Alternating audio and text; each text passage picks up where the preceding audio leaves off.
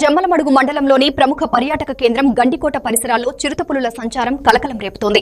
మేకల మందపై చిరుతలు దాడి చేయడంతో పశువుల కాపరులు భయాందోళనకు గురవుతున్నారు. గండికోట పరిసర ప్రాంతాల్లో 2 చిరుతపులులు మేకల మందపై దాడి చేసిన ఘటన స్థానికంగా కలకలం రేపింది. ఈ దాడిలో 2 మేకలు అక్కడిక్కడే మృతి చెందగా మరో 2 మేకలు తీవ్రంగా గాయపడ్డాయి. ఇంకా 2 మేకలను చిరుతలు లాక్కెళ్లినట్లు పశువుల కాపరులు తెలిపారు. పెన్నాలోయ సమీపంలో 2 పెద్ద చిరుతలు, మరో 2 చిన్న చిరుతలు సంచరిస్తున్నట్లు సమాచారం. దీంతో కాపరులు తమ మేకల మందలను బయటకు తీసుకెళ్లడానికి భయపడుతున్నారు.